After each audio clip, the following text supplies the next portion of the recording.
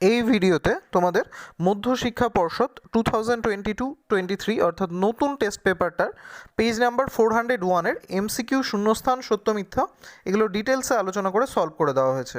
এরপর কোন পেজটা করলে তোমাদের সুবিধা হয় অবশ্যই কমেন্টে জানিও। ফার্স্ট কোয়েশ্চেনটা কি বলেছে? বলছে একটি মেশিনের মূল্য বর্তমান মূল্য 2p টাকা হলে প্রতি বছর মেশিনের মূল্য 2% হারে হ্রাস পেলে 2n বছর পর মেশিনের দাম কত হবে? সিম্পল অঙ্ক আমরা দেখতে পাচ্ছি সমহারে হ্রাস বৃদ্ধি লেসন থেকে আছে, তোমাদের সমহারে হ্রাস বৃদ্ধি এক্সারসাইজ থেকে আমরা অঙ্কগুলো এখানে সলভ করবো আর অ্যান্সারটা এই দিকটাই লিখবো, ঠিক আছে? তাহলে ফার্স্ট সমহারের হ্রাস বৃদ্ধিতে আমরা জানি যে মেন ফর্মুলাটা হয় পি ব্র্যাকেটে 1 minus r by 100 whole to the power n, যদি বিষয়টা হ্রাসের ক্ষেত্রে হয়। এক্ষেত্রে আমাদের হ্রাসের ক্ষেত্রেই আছে। আর বর্তমান মূল্য হচ্ছে 2p টাকা, তাহলে 2n বছর পর কতটা হচ্ছে চলো দেখা যাক। 2p 2n বছর পর, হ্রাসের পার্সেন্ট হচ্ছে 2r%, তাহলে 2r by 100 whole to the power 2n, এমনটা। তাহলে এই বিষয়টা কি হচ্ছে 2n বছর পর মেশিনটার দাম। সিম্পল, এখানে অন্য কিছু নেই, কিন্তু প্রশ্নের অপশানগুলো এমনটা নেই। তাহলে আমরা এখানে কি একটু কাটাকাটি করার সিচুয়েশন আছে যখন, তখন আমরা কাটাকাটিটা করে নেব। 2 দিয়ে 100কে ক্যান্সেল করলে হচ্ছে 50, তাহলে আমাদের এই টার্মটা আসছে 2p ব্র্যাকেটে 1 minus r by 50 whole to the power 2n। আশা করি কারো বুঝতে কোনো রকম অসুবিধা হচ্ছে না। সিম্পল অঙ্ক, বছর আছে 2n, ওই জন্য 2n। আর প্রাথমিক যে পরিমাণটা ছিল অর্থাৎ মূল্যটা, বর্তমান মূল্য 2p টাকা, আর হ্রাসের পার্সেন্ট যেহেতু অর্থাৎ হ্রাসের হারটা 2r ছিল, তাই আমাদের ক্যান্সেল করে এটা এলো। তাহলে আমাদের ফার্স্ট কোয়েশ্চেনের অ্যান্সার হচ্ছে option number C, sorry option number D. তাহলে ফার্স্ট কোয়েশ্চেনের answer option D.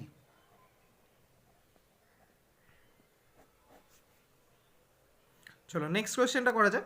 Next question কি বলছে? বলছে 3x² plus 8x plus 2 equals to 0 সমীকরণে বীজদ্বয় যদি আলফা আর বিটা হয় তবে 1/α প্লাস 1/বিটার ভ্যালু কত? সিম্পল অঙ্ক, তো ফার্স্ট লেসন করেছো একচল বিশিষ্ট দ্বিঘাত সমীকরণে।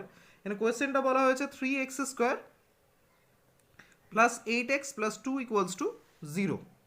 এটা আমাদের দ্বিঘাত সমীকরণের একটা সমীকরণ। এখান থেকে যদি আমাদের বীজদ্বয় বলে দেয় আলফা আর বিটা, তাহলে সহজেই আমরা বীজদ্বয়ের যোগফল অর্থাৎ আলফা প্লাস বিটা এবং বীজদ্বয়ের গুণফল অর্থাৎ আলফা ইন্টু বিটা বের করতে পারবো। তাহলে আলফা প্লাস বিটাটা বের করা যাক। আলফা প্লাস বিটা কত হচ্ছে? আলফা প্লাস বিটা হচ্ছে -8/3। আমরা জানি বীজদ্বয়ের যোগফলের ফর্মুলা, যদি আদর্শ দ্বিঘাত সমীকরণ হতো অর্থাৎ ax² plus bx plus c equals to 0 সমীকরণ হতো, সেক্ষেত্রে বীজদ্বয়ের যোগফল হয় -b/a, অর্থাৎ এক্স এর সহগ ডিভাইডেড বাই এক্স স্কোয়ারের সহগ যার আগে মাইনাস চিহ্ন বসে। আমাদের এই ক্ষেত্রে এক্স এর সহগ হচ্ছে 8 আর এক্স স্কোয়ারের সহগ হচ্ছে 3, তার আগে মাইনাস। তাহলে আলফা প্লাস বিটা আমরা ইজিলি পেয়ে গেলাম।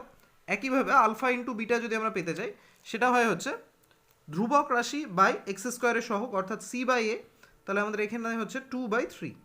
তাহলে বীজদ্বয়ের যোগফল এবং গুণফল যেটা আমরা বের করতে পারতাম সেটা বের করলাম। আমাদের এখানে প্রশ্নে চেয়েছে যে 1/α প্লাস 1/বিটার ভ্যালু কত? তবে চলো ইজিলি বের করতে পারবো আমরা 1/α প্লাস 1/বিটা। ভগ্নাংশের যোগের নিয়ম অনুসারে যদি আমরা চলি, আলফা ইন্টু বিটা, আর ভগ্নাংশের যোগ অনুসারে আলফা দিয়ে আলফা এখানে এটাকে ডিভাইডেড করলে বিটা আসছে, সো বিটা প্লাস আলফা এমনটা আসছে। আলফা প্লাস বিটা আর বিটা প্লাস আলফা একই জিনিস, আমরা যোগের বিনিময় নিয়ম জানি। তাহলে সেক্ষেত্রে আমরা আলফা প্লাস বিটার ভ্যালু এখানে পুট করতে পারছি -8/3। আলফা ইন্টু বিটার ভ্যালু হচ্ছে 2/3, এমনটা। তাহলে ক্যালকুলেট করা যাক ভ্যালুটা কত পাওয়া যাচ্ছে। চলো, তাহলে আমরা এখানে পাচ্ছি -8/3, আর নিচের টার্মটাকে যদি উল্টে নিই তাহলে পাচ্ছি 3/2। তো এখানে 3 ক্যান্সেল হচ্ছে, 2 দিয়ে 8কে ক্যান্সেল হচ্ছে 4, দেন আমার অ্যান্সারটা আসছে -4। তাহলে 1/α প্লাস 1/বিটার ভ্যালু আমি এখানে পেয়ে গেলাম। আশা করি কারো বুঝতে অসুবিধা হচ্ছে না। তাহলে আমার কত নম্বর অপশানে আছে দেখা যাক, -4, অপশন নাম্বার সিতে। তাহলে সেকেন্ড কোয়েশ্চেন অ্যান্সার হচ্ছে অপশন সি।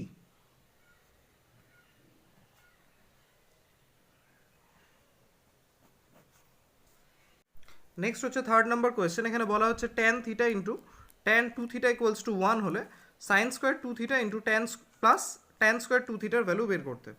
কোনো অসুবিধা নেই, আমরা প্রথমে এখানে পূরক কোণের ফর্মুলা ফেলে থিটার ভ্যালুটা বের করে নেব, তাহলে আমাদের কাজটা সুবিধার হবে। তবে চলো করা যাক। আমাদের কোয়েশ্চেনে আছে tan θ into tan 2θ equals to 1 এমনটা। এখান থেকে আমরা যদি ট্যান থিটাটাকে এই পক্ষে আনি, যেহেতু এখানে গুণ অবস্থায় আছে, ডান পক্ষে এলে সেটা হয়ে যাবে ডিভাইডেড, অর্থাৎ 1/tan থিটা। আর 1/tan থিটা মানে আমরা জানি কট থিটা, তাহলে এখানে আমরা ইজিলি tan 2 থিটার ভ্যালু কি পাচ্ছি, tan 2 থিটার ভ্যালু পাচ্ছি কট থিটা।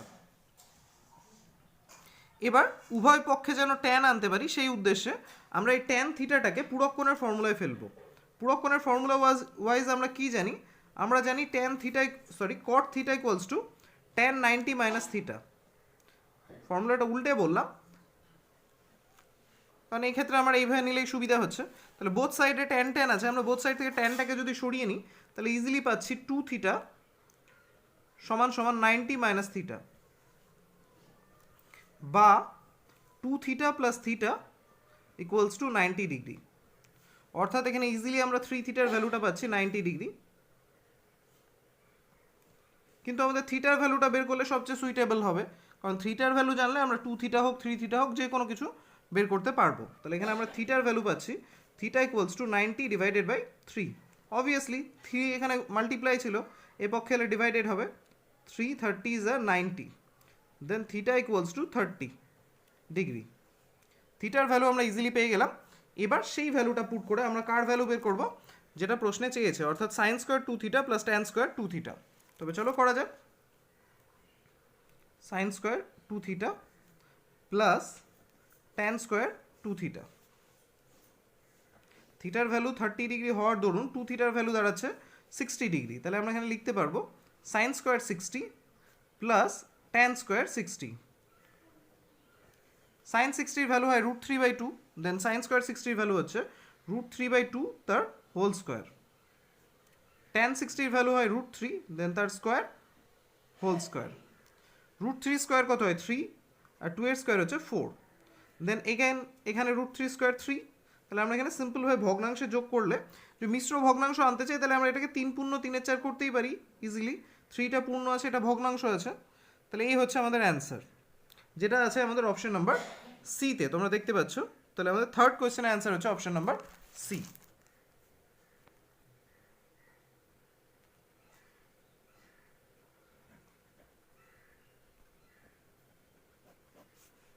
তাহলে এবার আমরা চলে যাব 4 নম্বর কোয়েশ্চেনে। নেক্সট হচ্ছে 4 নম্বর কোয়েশ্চেনটা, ছবি দিয়ে দিয়েছে একটা, তোমরা দেখতেই পাচ্ছ।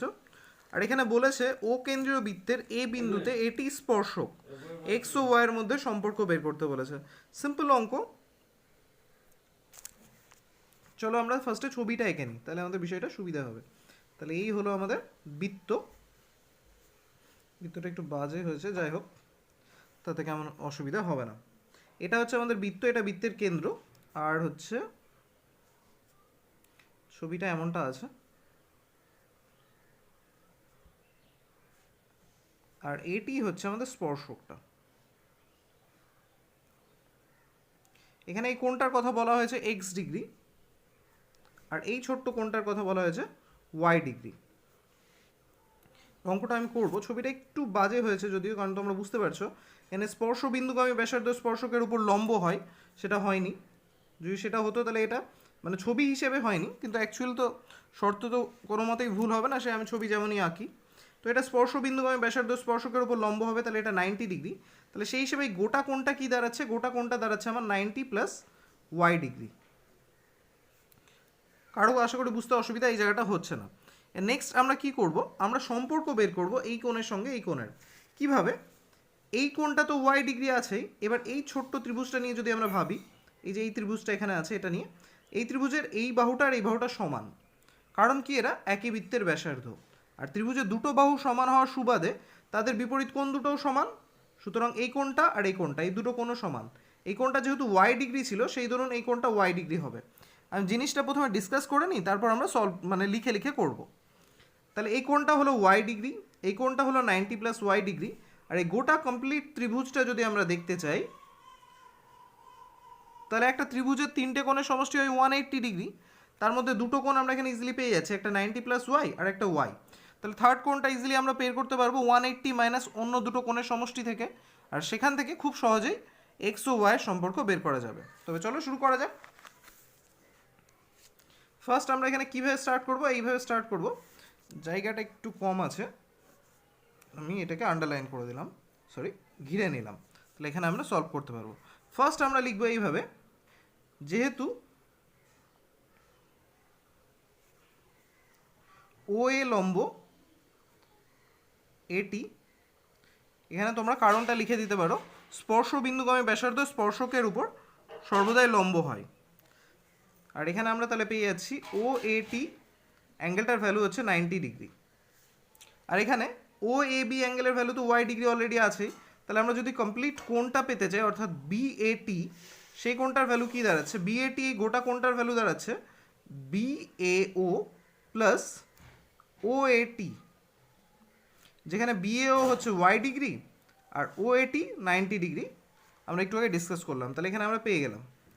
নেক্সট আমরা লিখব ত্রিভুজ এ ও বি এর এও ইকুয়ালস টু বিও, এখানে ব্র্যাকেটে তোমরা লিখে দেবে একই বৃত্তের ব্যাসার্ধ, অতএব কোণ এ বিও ইকুয়ালস টু কোণ ও এ বি। এখানে ও এ বি কোণটা ওরা অলরেডি ওয়াই ডিগ্রি বলে দিয়েছিল প্রশ্নে, তাহলে আমরা এখানে ইজিলি পেয়ে যাচ্ছি A B O equals to y degree. এতদূর কারো আশা করি বুঝতে অসুবিধা হয়নি, লাস্ট এখানে আটছেই না, তো আমি এখানে লিখব শেষ পার্টটুকু, ত্রিভুজ এ বি টি এর কোণ, এই কোণটা অর্থাৎ এ টি বি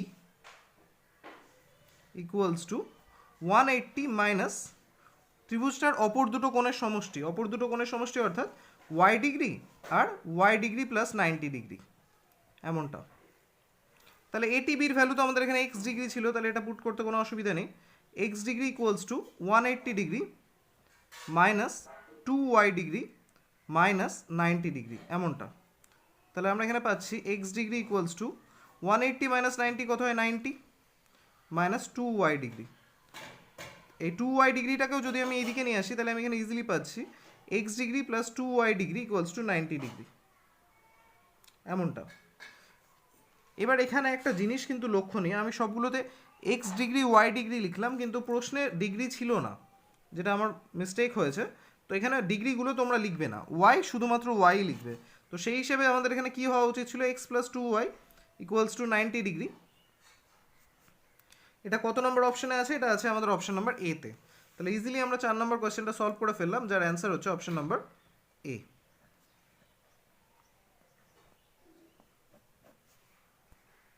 নেক্সট আমরা চলে আসছি 5 নম্বর কোয়েশ্চেন। কোয়েশ্চেনটায় বলা হচ্ছে এক্স একক দৈর্ঘ্যের ধার বিশিষ্ট একটি নিরেট ঘনক থেকে সর্ববৃহৎ নিরেট গোলক কেটে নেওয়া হলে গোলকের আয়তন কত হবে। জিনিসটা আমরা একটু ভালো মতো বুঝে নেব।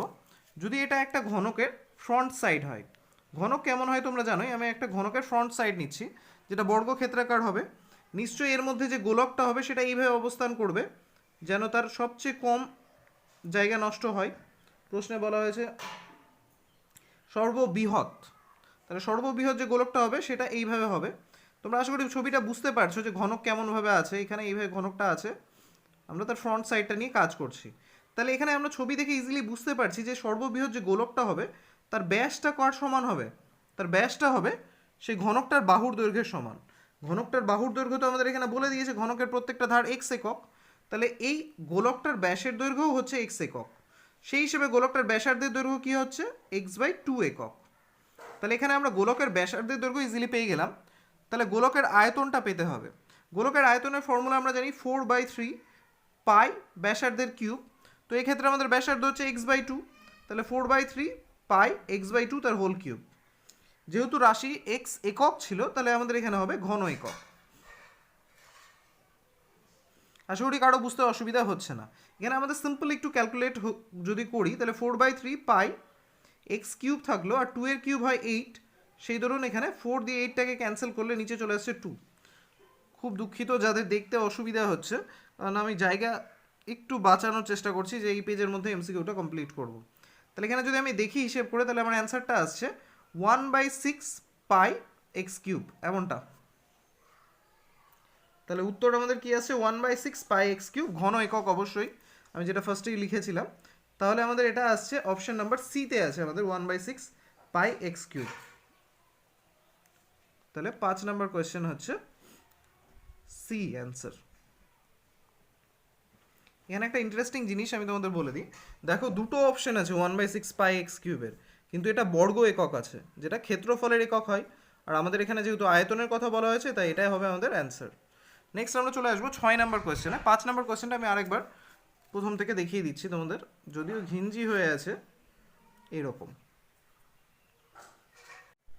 নেক্সট হচ্ছে 6 নম্বর কোয়েশ্চেন, বলেছে x1 x2 x3 এইভাবে xn সংখ্যক রাশির গড় যদি x বার হয় তবে ax1 ax2 এইভাবে axn সংখ্যক রাশির গড় কত হবে। আমরা সিম্পলভাবে জিনিসটা বুঝে নেব। প্রশ্নে আমাদের বলে দিয়েছে x1 থেকে xn সংখ্যক, অর্থাৎ টোটাল nটা রাশি আছে যাদের গড় বলেছে x বার। তাহলে যদি আমরা এইভাবে ভাবার চেষ্টা করি যে x1 থেকে xn সংখ্যক রাশির সমষ্টি কত, তাহলে সেটা হবে x1 plus x2 plus x3, এইভাবে চলতে থাকবে xn পর্যন্ত। এটা হলো সমষ্টি। আর গড় বের করার নিয়ম তোমরা ছোটোবেলা থেকেই শিখে আসছো, গড় ইকুয়ালস টু সমষ্টি বাই সংখ্যামান। সমষ্টি তো উপরে আমরা যোগফল আকারে পেয়ে গেলাম, সংখ্যামান এখানে যেহেতু n সংখ্যক রাশি আছে, সংখ্যামান তবে n, তাহলে এই যে রাশিটা এর অ্যান্সার হচ্ছে এক্স বার। প্রশ্নে বলে দেওয়া হয়েছে যে এই সমস্ত রাশির গড় অর্থাৎ এই পার্টটার অ্যান্সার হচ্ছে এক্স বার। তাহলে এবার যদি আমরা বের করি ax1 ax2 এইভাবে axn পর্যন্ত রাশিদের গড় বের করার চেষ্টা করি, তাহলে এই সমস্ত রাশির সমষ্টি হবে, নিচে তাদের সংখ্যামান অর্থাৎ n হবে। উপর থেকে যদি আমি এটা কমন নিয়ে নিই তাহলে এখানে কি পাওয়া যাচ্ছে দেখা যাক, এ কমন নিলে আমরা এখানে পাচ্ছি x1 x2, এইভাবে চলতে থাকছে কত দূর টার্ম xn পর্যন্ত, আর নিচে থাকছে আমাদের n। কারো আশা করি বুঝতে অসুবিধা হচ্ছে না। আমরা ax1 ax2 এই রাশিগুলোর গড় বের করতে চাইলে এমনটা দাঁড়াচ্ছে। এবার এই যে এইটুকু পোর্শনটার যদি আমি অ্যান্সারটা ভাবার চেষ্টা করি, আমরা একটু আগে বের করেছি এই পোর্শনটার অ্যান্সার কত এক্স বার, তার সাথে a ইন্টু আছে, তাহলে নিশ্চয়ই এই টার্মের অ্যান্সার হচ্ছে a এক্স বার। আশা করি তোমাদের বোঝাতে পারলাম। তাহলে এই হচ্ছে আমাদের 6 নম্বর কোয়েশ্চেনটার অ্যান্সার। তাহলে 1-এর 6-এর অ্যান্সার হচ্ছে অপশন নাম্বার সি।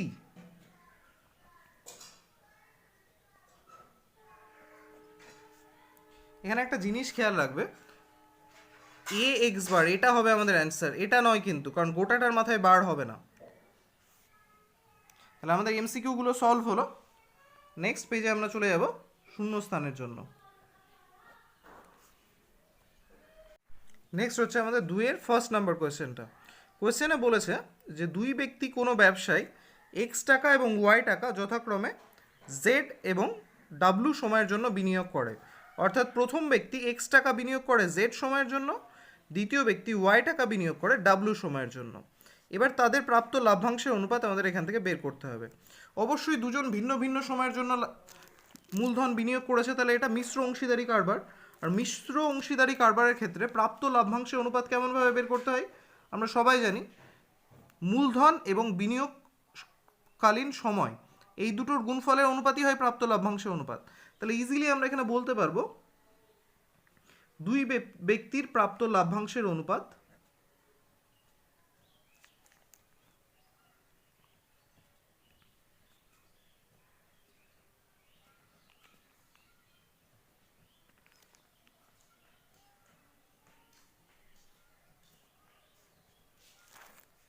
প্রথম ব্যক্তি আছে যে কি করেছে এক্স টাকা বিনিয়োগ করেছে যেটা জেড টাইমের জন্য, তাহলে মূলধন ইন্টু সময় ইস টু দ্বিতীয় ব্যক্তি ওয়াই টাকা ডাব্লু সময়ের জন্য, তাহলে ওয়াই ইন্টু ডাব্লু। তাহলে এখানে আমরা পাচ্ছি x z is to y W. এটা হচ্ছে দুই ব্যক্তির প্রাপ্ত লাভ্যাংশের অনুপাত। আশা করি কারো বুঝতে অসুবিধা নেই। তাহলে ফার্স্ট শূন্যস্থানে অ্যান্সার আমাদের কাছে তৈরি, x z is to y ডাব্লু এমনটা। সেকেন্ড কোয়েশ্চেন বলেছে 2a মাইনাস বি তার whole square plus b minus 2c তার হোল স্কোয়ার ইকুয়ালস টু 0 হলে a plus c is to b এর ভ্যালু জানতে চেয়েছে। অঙ্কটা আমরা ইজিলি সলভ করে নিতে পারবো, কারণ এখানে আমাদের এমন একটা শর্ত দেওয়া আছে যে 2a মাইনাস বি তার whole square plus b minus 2c তার whole square equals to 0। B minus two c তার হোল স্কোয়ার ইকুয়ালস টু 0। তাহলে এখান থেকে যদি আমরা একটা জিনিস বোঝার চেষ্টা করি, যেখানে দুটো পূর্ণবর্গ রাশি আছে আর তাদের যোগফল আছে, আমরা জানি দুটো পূর্ণবর্গ রাশির সমষ্টি যদি শূন্য হয় তাহলে নিশ্চয়ই তারা প্রত্যেকে পৃথকভাবে শূন্য। তাহলে সেই হিসেবে এখানে আমাদের 2a মাইনাস বিও শূন্য, আবার বি মাইনাস টু সিও শূন্য। এই জিনিসটা আমরা এখানে ইজিলি পেয়ে যাচ্ছি। এবার আমাদের ভাবতে হবে আমাদের নির্ণয় কি করতে হবে। আমাদের এখানে জানতে চেয়েছে যে A plus C is two B, এইটা জানতে চেয়েছে, অর্থাৎ এ আর সি এর সঙ্গে, সি এর সমষ্টির সঙ্গে বি এর যোগফল। তো গোটা রাশিটা আমরা বিতে কেন কনভার্ট করে নিই না, অর্থাৎ এ আর সি এর ভ্যালুটাও যদি আমরা বিতে পেয়ে যাই তাহলে খুব সহজে অনুপাত বের করতে পারবো। তাই আমরা এখানে কি করব, এখানে ইজিলি বের করে নেব এ এর মান বি সম্পর্কিত, অর্থাৎ 2a ইকুয়ালস টু এখানে পাচ্ছি বি, সেই হিসেবে এ ইকুয়ালস টু ইজিলি পাওয়া যাচ্ছে বি বাই 2। এবার এখান থেকে পাওয়ার চেষ্টা করি, এখানে কি পাওয়া যাচ্ছে, b minus two c equals to 0, অর্থাৎ বি ইকুয়ালস টু 2c, বা 2c ইকুয়ালস টু বি। দেন এখান থেকে ইজিলি পাওয়া যাচ্ছে c equals to b by 2। আশা করি কারো বুঝতে অসুবিধা হচ্ছে না। আমরা এ এবং সি উভয়কে বি এর মানে নিয়ে নিলাম, তাতে আমাদের লাভ কি হবে, তাতে আমাদের লাভ হবে এই যে আমরা যদি A plus C is two B বের করতে চাই তাহলে এখানে আলাদা কোনো টার্ম নেই, সম্পূর্ণ রাশিটাকে আমরা বিতে পরিণত করতে পারবো, যেটা আমাদের অনুপাত বের করতে সুবিধা দিবে। তাহলে b by two, b by two দুটো যোগ আকারে আছে, বি এর অর্ধেক দুটো যোগ করলে বি হবে। দেন আমরা এই অ্যান্সারটা কি আসছে, বি ইজ টু বি, অর্থাৎ 1:1। আশা করি কারো বুঝতে অসুবিধা নেই। তাহলে আমরা সলভ করে ফেললাম শূন্যস্থানে 2 নম্বর কোয়েশ্চেনটা, যার অ্যান্সার হচ্ছে আমাদের 1:1।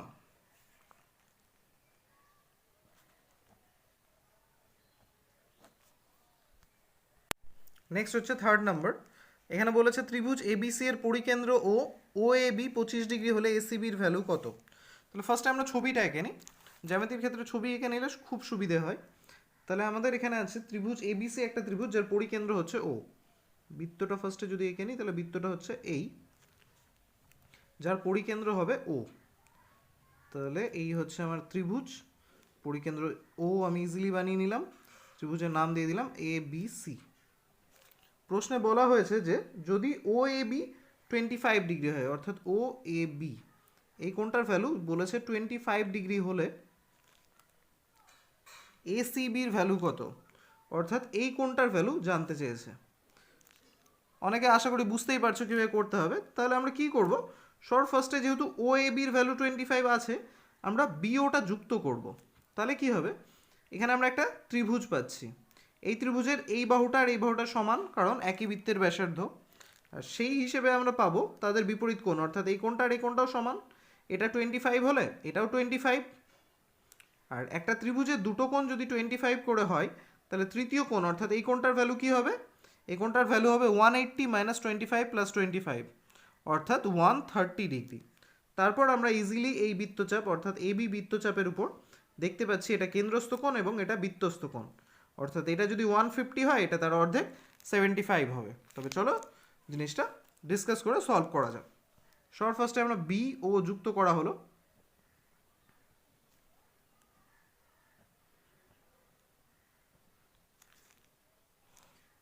এখন ত্রিভুজ এ বি ও এর এও ইকুয়ালস টু বিও পাশে লিখতে পারো একই বৃত্তের ব্যাসার্ধ। তাহলে আমরা এখানে পেয়ে যাচ্ছি O B A equals to O A B, অর্থাৎ ও বি এ সমান সমান 25 ডিগ্রি। ও বি এ এখানে পেয়ে গেলাম আমরা 25 ডিগ্রি। তারপর যেমনটা ডিসকাস করেছিলাম, অর্থাৎ ত্রিভুজ এ ও বি এর বা এ বি ও এর আমরা এ ও বি কোণটা বের করব। এ ও বি ইকুয়ালস টু কী হচ্ছে, 180 থেকে অপর দুটো কোণের সমষ্টির বিয়োগফল, অর্থাৎ 180 মাইনাস 25 প্লাস 25, অর্থাৎ 180 মাইনাস 50 ডিগ্রি, যার ভ্যালু বেরোচ্ছে 130 ডিগ্রি। তাহলে ইজিলি আমরা এখানে এ ও বির ভ্যালু তো পেয়ে গেলাম এটা। এরপর আমরা কি লিখতে পারি, আমরা এখানে লিখতে পারি এখন কোণ এসিবি বা 2ACB ইকুয়ালস টু এওবি, ব্র্যাকেটে কারণ এবি বৃত্তচাপের উপর বা এবি উপচাপের উপর কেন্দ্রস্থ কোণ বৃত্তস্থ কোণের দ্বিগুণ, সেই ধরুন এটা। তাহলে এখানে 2ACB, এওবির ভ্যালু তো অলরেডি আমরা বের করে নিয়েছি 130 ডিগ্রি। সরি, আমি ডিসকাশন করার সময় মনে হয় এখানে 150 বলেছিলাম, যেটা ভুল। তাহলে আমাদের এখানে বেরোচ্ছে 130 ডিগ্রি। তাহলে এখানে ইজিলি এসিবির ভ্যালুটা কী পাওয়া যাচ্ছে? এসিবির ভ্যালুটা পাওয়া যাচ্ছে 130 ডিভাইডেড বাই 2, অর্থাৎ 65 ডিগ্রি। তাহলে আমরা কোন এসিবির ভ্যালু ইজিলি বের করে নিলাম 65 ডিগ্রি, যেটা আমাদের শূন্যস্থানে 3rd নম্বর কোয়েশ্চেনে চেয়েছে। তাহলে লেখা যাক অ্যান্সারটা 65 ডিগ্রি।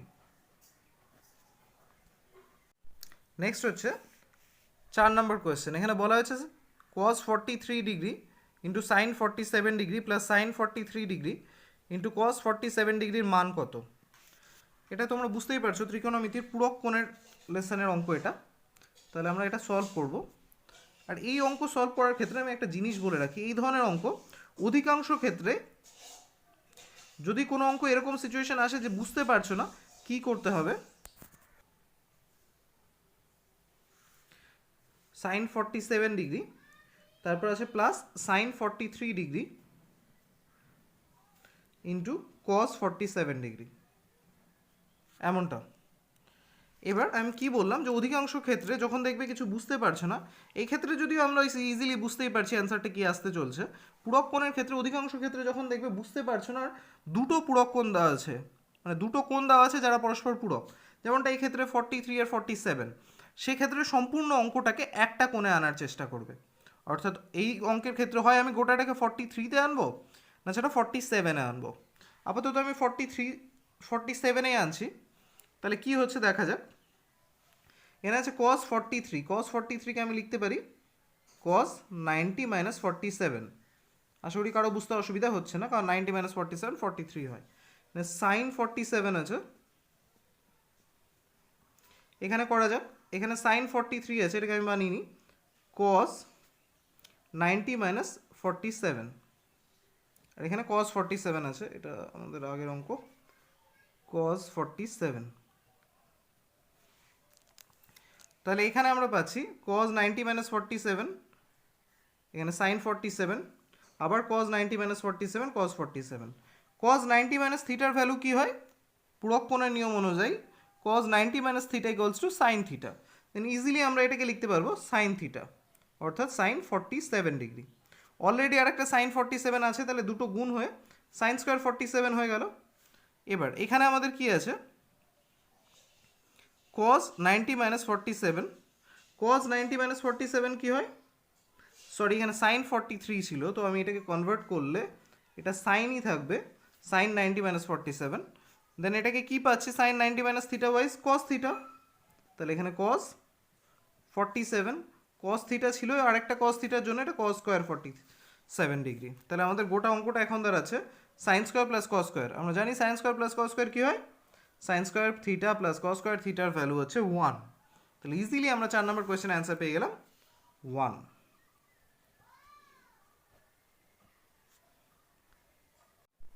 নেক্সট হচ্ছে 5 নম্বর কোয়েশ্চেনটা বলেছে একটি লম্ব বৃত্তাকার শঙ্কুর ব্যাসার্ধের দৈর্ঘ্য ও উচ্চতা প্রত্যেকটিকে দ্বিগুণ হলে শঙ্কুর আয়তন পূর্বের আয়তনে ড্যাশ গুণ হবে। একটা লম্ব বৃত্তাকার শঙ্কু আছে যার ব্যাসার্ধ এবং উচ্চতা দুটোকেই ডবল করে দেওয়া হচ্ছে, আর হিসেব করতে হবে যে ডবল করে দেওয়ার ফলে যে শঙ্কুটা তৈরি হলো অর্থাৎ নতুন শঙ্কু, তার আয়তন পূর্বের শঙ্কুর আয়তনে কত গুণ হবে। শঙ্কুর আয়তনের ফর্মুলা আমরা জানি 1/3 পাই আর স্কোয়ার এইচ, যেখানে আর হচ্ছে ব্যাসার্ধ আর এইচ হচ্ছে লম্ব উচ্চতা। তাহলে যদি শঙ্কুটার প্রাথমিক ব্যাসার্ধ আর উচ্চতা আমরা ফার্স্টে ধরি শঙ্কুর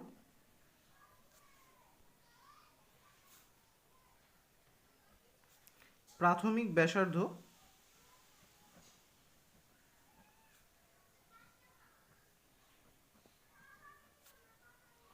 ও উচ্চতা যথাক্রমে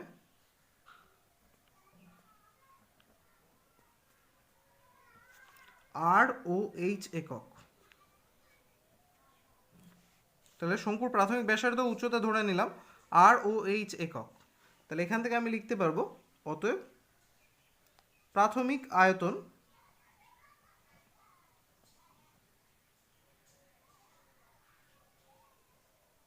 1/3 পাই আর স্কোয়ার এইচ ঘন একক। এই হলো শঙ্কুর প্রাথমিক আয়তন। এবার যদি এর ব্যাসার্ধ এবং উচ্চতা দুটোকেই আমরা দ্বিগুণ করে দিই, তাহলে ব্যাসার্ধটা আর এর জায়গায় হয়ে যাবে 2r, উচ্চতাটা এইচ এর জায়গায় হয়ে যাবে 2h। তাহলে আমরা এখানে লিখব অতএব পরিবর্তিত শঙ্কুর আয়তন বা নতুন শঙ্কুর আয়তন তোমরা বলতে পারো,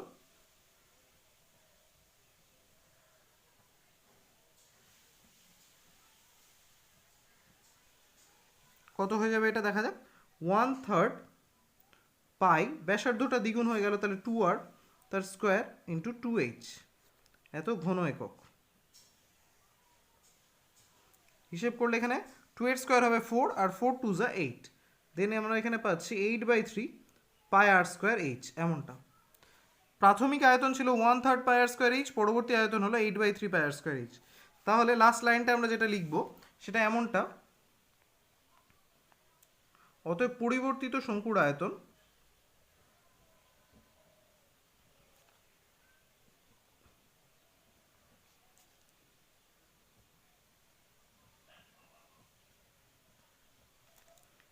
পূর্বের শঙ্কুর আয়তনের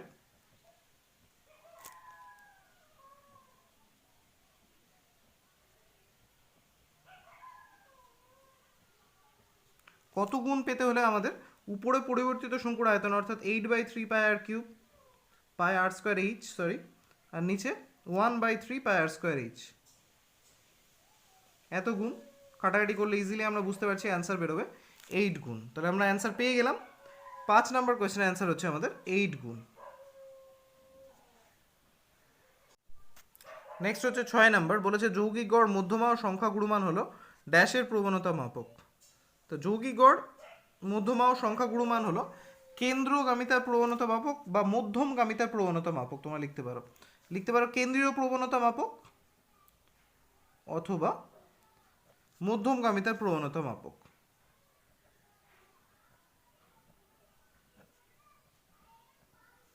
এই হচ্ছে আমাদের 6 নাম্বার কোয়েশ্চেন। তাহলে আমাদের শূন্যস্থান পূরণ শেষ হয়ে গেল। নেক্সট আমরা যাব সত্য মিথ্যা। চলো এবার 3-এর ফার্স্ট নাম্বার কোয়েশ্চেন, সত্য মিথ্যা। আমাদের এখানে দেওয়া আছে summation i equals to 1 to 3 10i square, এর মান 140। তাহলে আমাদের চেক করতে হবে সত্যি কি তার মান 140 কি না। Summation i equals to 1 to 3i square.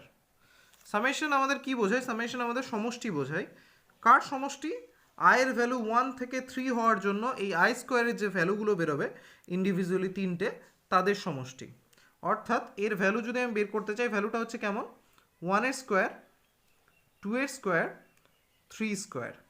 যেহেতু i 1 to 3 আর সামেশনের অর্থ হচ্ছে এগুলোর যোগফল, তাহলে ইজিলি আমি এখানে ভ্যালুটা বের করতে পারবো। চলো করা যাক। সরি, এখানে 10i স্কোয়ার আছে, আমি 10টাকে মিস করেছি, এখানে 10i স্কোয়ার। ওকে, তাহলে আমরা এখানে ইন্টু 10 করে নিই। তো 10টা যেহেতু ধ্রুবক টার্ম, তো 10টাকে ইজিলি আমরা চাইলে আগে নিতে পারি। তাহলে আমাদের রাশিটা চলে আসছে 10 into i 1 to 3i square, এমনটা।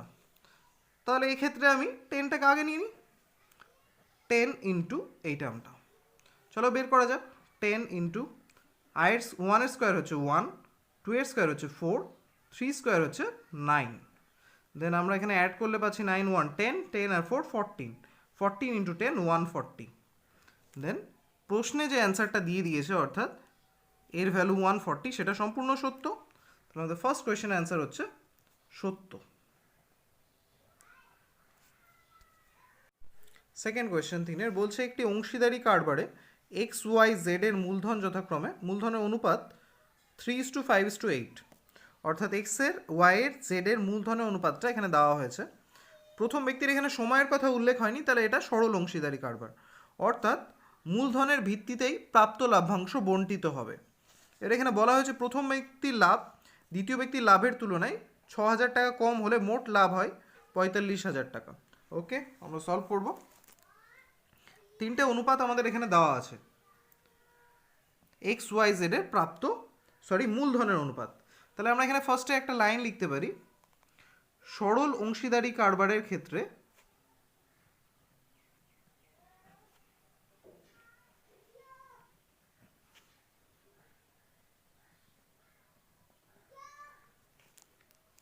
সরি রয় হুশি হবে, অংশীদারি কারবারে প্রাপ্ত লাভ্যাংশের অনুপাত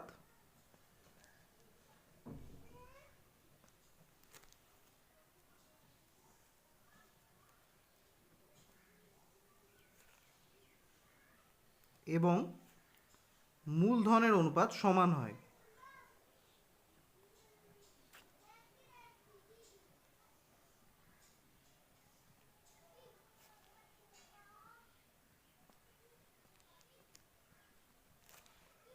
সরল অংশীদারি কারবারের ক্ষেত্রে প্রাপ্ত লাভ্যাংশের অনুপাত এবং মূলধনের অনুপাত সমান হয়। তাহলে আমরা এটাকে কিভাবে ব্যবহার করতে পারি?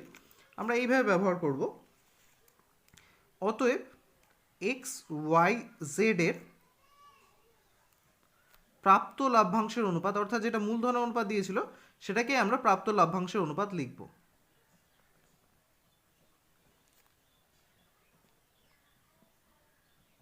কি দাঁড়াচ্ছে অনুপাতটা? অনুপাতটা দাঁড়াচ্ছে 3:5:8 এমনটা। এবার যদি আমরা অনুপাতটা জানি, সেখানে একটা কোনো ধ্রুবক নিয়ে ইজিলি আমরা প্রাপ্ত লাভ্যাংশটা বের করতে পারি। তাহলে আমরা লিখব, ধরি এক্স ওয়াই জেড এর প্রাপ্ত লাভ্যাংশ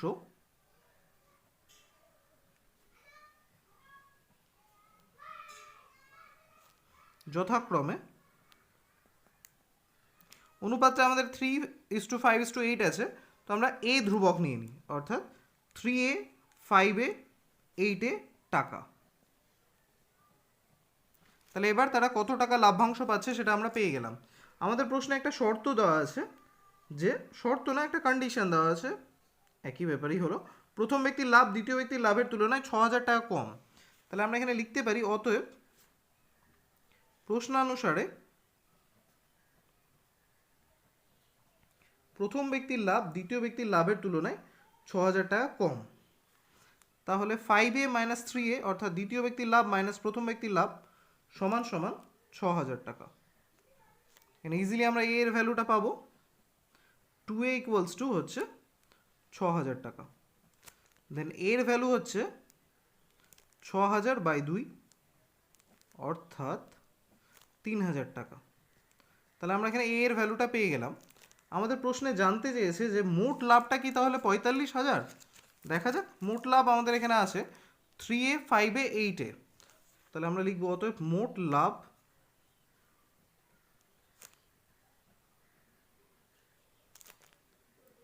থ্রি এ প্লাস 5A প্লাস 8A টাকা। তাহলে অ্যাড করলে কত হচ্ছে? 16A টাকা। এর ভ্যালু আমরা জানি এখানে 3,000 টাকা, তাহলে 16 ইন্টু 3,000 টাকা। দেন 16 ইন্টু 3, 16 3s are 48, দেন আমার অ্যান্সার আছে 48,000 রুপিস। কোনো অসুবিধা নেই।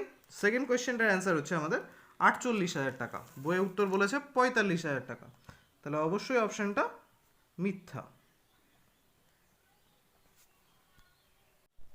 এবার আমরা করবো থার্ড নাম্বার কোয়েশ্চেনটা। বলেছে sine theta minus 30 degree equals to half হলে কস থিটা ইকুয়ালস টু 0 হচ্ছে কিনা। চলো দেখা যাক। থার্ড কোয়েশ্চেন, প্রশ্নে দিয়ে দেওয়া আছে যে sine theta minus 30 degree equals to half. এর প্রশ্ন হচ্ছে সাইন কতর ভ্যালু হয় হাফ। আমরা ইজিলি সবাই বলতে পারবো যে সাইন 30 ডিগ্রি ভ্যালু হচ্ছে হাফ। তাহলে এই হাফটাকে আমি রিপ্লেস করে দিই সাইন 30 দিয়ে। বোথ সাইড থেকে সাইন সাইন সরে গেলে এখানে আমরা পাচ্ছি theta minus 30 degree equals to 30 degree. এই মাইনাস 30 টাইপের এলে প্লাস হয়ে যাবে, আর থিটার ভ্যালু থাকবে 30 প্লাস 30 অর্থাৎ 60 ডিগ্রি। তাহলে থিটার ভ্যালু আমরা এখানে ইজিলি পেয়ে গেলাম 60 ডিগ্রি। এর প্রশ্ন আসছে, তবে কস থিটার ভ্যালু কত হবে? কস থিটা নিশ্চয়ই তবে কস 60 হচ্ছে, আর কস 60 ভ্যালু তো আমরা জানি হাফ, অবশ্যই কস 60 ভ্যালু 0 নয়। তাহলে আমাদের থার্ড স্টেটমেন্টটাও মিথ্যা।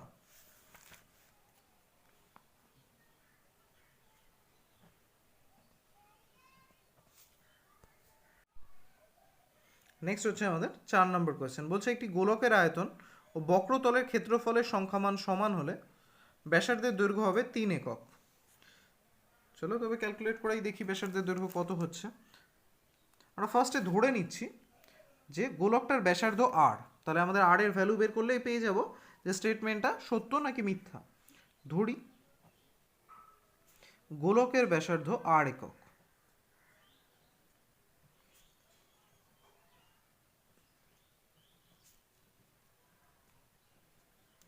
প্রশ্নে যে দুটো সংখ্যামান সমান বলেছে তারা হচ্ছে আয়তন আর বক্রতলের ক্ষেত্রফল। তাহলে আয়তন বের করা যাক।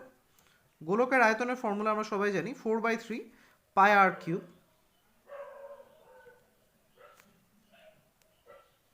ঘন একক, আর বক্রতলের ক্ষেত্রফল। গোলকের ক্ষেত্রে একটাই তল হয় বক্রতল, তার ক্ষেত্রফল হচ্ছে 4πr²। তো এখানে ইজিলি আমরা দুটোই পেয়ে গেলাম, 4πr² বর্গ একক।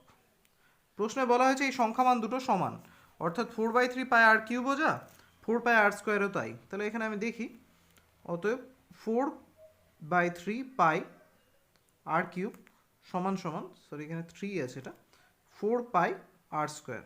বোথ সাইড থেকে 4π সরিয়ে নিলে বা 4πr² করে সরিয়ে নিলে এখানে আমার পড়ে থাকছে r/3। যেহেতু আর কিউব ছিল, r² সরে গেলে আর থাকছে, আর এখানে কিছুই থাকছে না, থাকছে 1। তাহলে আমি ইজিলি এখানে আর এর ভ্যালু পাচ্ছি 3, অর্থাৎ গোলকটার ব্যাসার্ধ হচ্ছে 3 একক। প্রশ্নে বলা হয়েছে যে গোলকটার ব্যাসার্ধের দৈর্ঘ্য হবে 3 একক। তাহলে স্টেটমেন্টটা সম্পূর্ণরূপে সত্য। তাহলে আমাদের 4 নম্বর কোয়েশ্চেন আমরা সলভ করে ফেললাম। নেক্সট হচ্ছে 5 নম্বর, বলছে একটি সমকোণী ত্রিভুজের সমকোণ সংলগ্ন বাহুদ্বয় x-3 সেন্টিমিটার আর 2√3 x সেন্টিমিটার। সমকোণ সংলগ্ন বাহুদ্বয় অর্থাৎ অতিভুজ বাদে অপর দুটো বাহু হচ্ছে এত এবং এত, তবে অতিভুজের দৈর্ঘ্য হবে x+3 সেন্টিমিটার। তাহলে এখানে আমরা জানি যে পিথাগোরাসের ফর্মুলা ওয়াইজ অতিভুজ স্কোয়ার সমান সমান অপর দুই বাহুর স্কোয়ারের সমষ্টি হয়। তাহলে এখানে আমরা এই অপর দুই বাহু দুটোর স্কোয়ারের সমষ্টি করে দেখি সেটা x+3² বেরোচ্ছে কিনা, তাহলে আমাদের বিষয়টা পরিষ্কার হয়ে যাবে। তো প্রশ্নে উল্লেখিত ত্রিভুজটির অপর দুই বাহু দুটো হচ্ছে একটা x-3 আর অন্যটা 2√3x। তাহলে আমরা এদের দুজনের বর্গের সমষ্টি করে দেখব। বর্গের সমষ্টি অর্থাৎ এই দুটো বাহুর উপর যে বর্গক্ষেত্র তৈরি হবে তার ক্ষেত্রফলই। তাহলে এখানে a - b হোল স্কোয়ারের ফর্মুলা ফেললে আমরা কি পাচ্ছি, a² - 2ab প্লাস b², যেখানে a হচ্ছে x আর b হচ্ছে 3। আর এই টার্মটার যদি আমরা স্কোয়ার করি, 2 এর স্কোয়ার হবে 4, √3 স্কোয়ারের দরুন রুটটা উঠে যাবে, অর্থাৎ থাকছে 3, অর্থাৎ সংখ্যা পাচ্ছি 4 × 3 12 আর x এর স্কোয়ার এমনটা। ক্যালকুলেশন কন্টিনিউ করলে এখানে পাচ্ছি আমি x² - 6x plus 9 plus 12x², sorry হ্যাঁ x²। তাহলে এই যে রাশিটা পেলাম এটাকে যদি আমরা যোগ করি 12x² আর x, এতে আমরা কি পাবো, পাবো 13x² - 6x প্লাস 9 এমনটা। আশা করি কারো বুঝতে অসুবিধা হচ্ছে না। এই হচ্ছে আমাদের উত্তর। তাহলে এটা ডেফিনেটলি আর যাই হোক x+3 তার হোল স্কোয়ার তো না, এটা x+3 তার হোল স্কোয়ার নয়। সুতরাং প্রশ্নে যে স্টেটমেন্ট আছে সেটা সম্পূর্ণ মিথ্যে।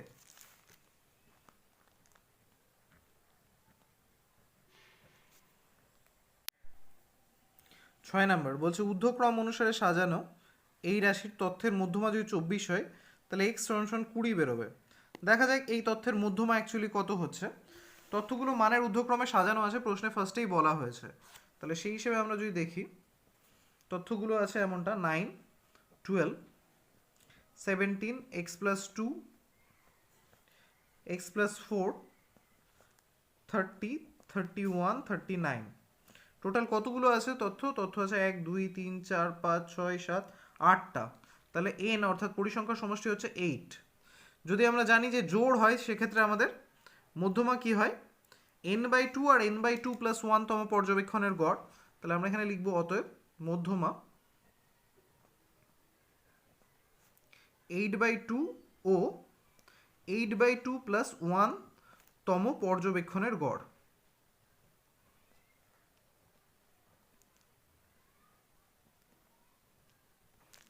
এমনটা। তাহলে 8/2 হচ্ছে 4th, চতুর্থ, আর 8/2 প্লাস 1 হচ্ছে পঞ্চম। এই দুটো পর্যবেক্ষণের গড়। চতুর্থ পজিশনে আমাদের কি আছে, first second third fourth, x plus two, আর পঞ্চম পজিশনে এক্স প্লাস ফোর। তাহলে এদের গড় হচ্ছে x plus two plus x plus four by two, অর্থাৎ 2x প্লাস 6/2। উপর থেকে ইজিলি আমরা একটা 2 কমন নিতে পারছি, দেন পাচ্ছি এক্স প্লাস থ্রি, 2 ক্যান্সেল হয়ে গেলে আমাদের মধ্যমা বেরোচ্ছে এক্স প্লাস থ্রি, এমনটা। আর প্রশ্নে বলা হয়েছে যে আমাদের মধ্যমা হবে 24 যদি এক্সের ভ্যালু 20 হয়। তাহলে এই যে আমরা এক্সের যে 20 পুট করি, 20 প্লাস থ্রি ইকুয়ালস টু আমাদের বেরোচ্ছে 23, 24 নয়। তাহলে নিশ্চয়ই আমাদের মধ্যমা কত হবে, 23। তাহলে প্রশ্নে যে স্টেটমেন্টটা দেওয়া আছে সেটা মিথ্যে। 6 নম্বর বিবৃতিটা মিথ্যে।